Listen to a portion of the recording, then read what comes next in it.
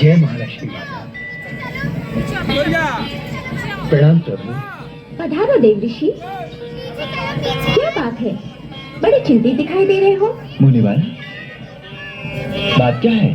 प्रभु, आप तो अनंत निद्रा में खोए हैं और पिछले लोक में आप ही के मंदिरों में आप ही के भक्तों पर अत्याचार हो रहा है। ये सब मुझसे देखा नहीं गया प्रभु, इसलिए मैं आपकी शरण में आया हूँ। अब तो आप ही कोई उपाय कीजिए प्रभु। प्रभु, उस दैत्य राक्षस को संहार करके मानव जाति पर उपकार कीजिए। हम विवश हैं देवी। ब्रह्मदेव के दिए हुए आशीर्वाद के सामने हम असहाय हैं। जब जब इस संसार में अधर्म का उत्पात बढ़ता है, तब भगवान अवतार लेते हैं। ये बात मैं भी जानता हूँ प्रभु, परंतु इस बार हम नहीं, ये महाशक्तियां इस अवतार को प्रकट करेंगी और वही उस दुष्ट दैत्यराज का संहार करेंगे। मैं समझी नहीं प्रभु, आप कहना क्या चाहते हैं? तुम तो जानती हो देवी, आप तीनों महादेवियां, ब्रह्मा की महासरस्वती, शिव की महाकाली और विष्णु की महालक्ष्मी, आप तीनों महाशक्ति किसी से छोटी या बड़ी नहीं, तीनों एक समान हैं।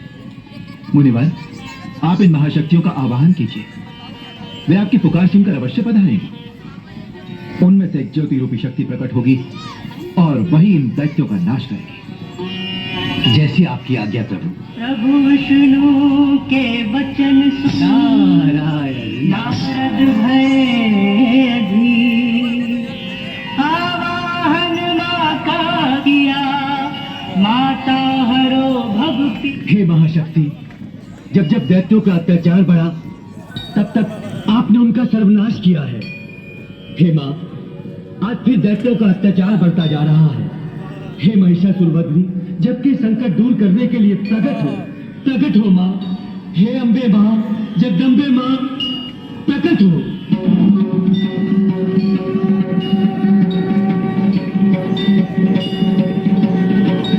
पधारिए माता। हे महालक्ष्मी मां, प्रकट हो मां, प्रकट हो मां, प्रकट हो मां।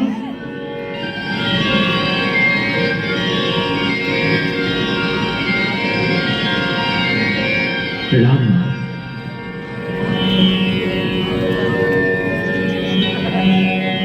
हे माता सरस्वती, प्रकट हो मां, प्रकट हो।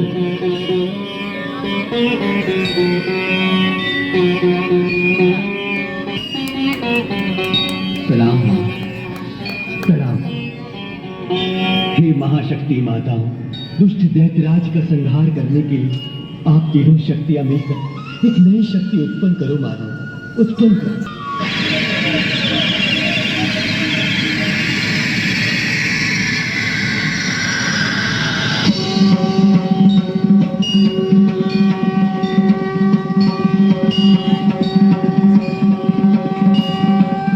प्रणाम माताओं।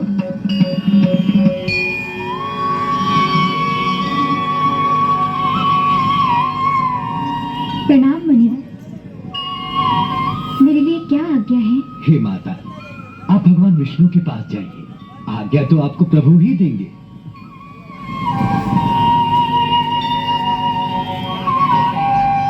नारायण नारायण।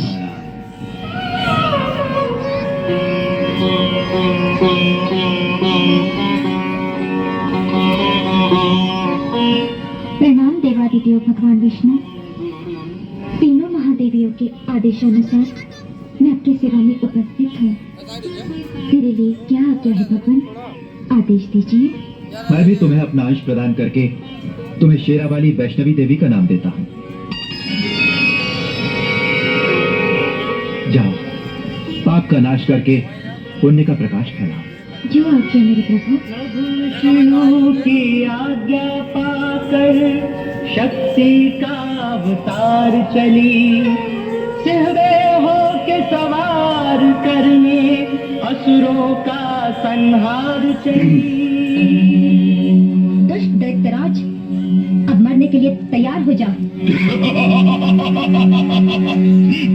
चमत्कार को देखकर नमस्कार करे, मैं उनमें से नहीं। देख, मुझ में भी विराट शक्ति है।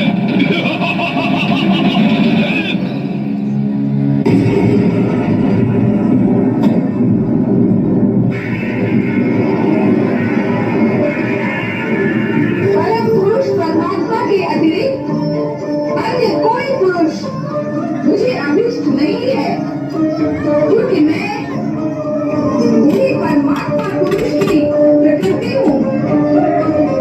हे महिषासुर, इस समय आत्मा से तेरा हृदय दूषित हो रहा है, जो मुझे कभी छू भी नहीं सकता।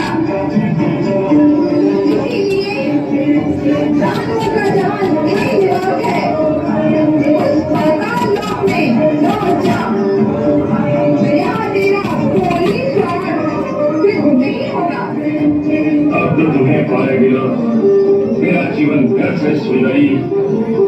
मेरी बात मान जाओ और मेरा प्रेम निरंतर स्वीकार कर लो।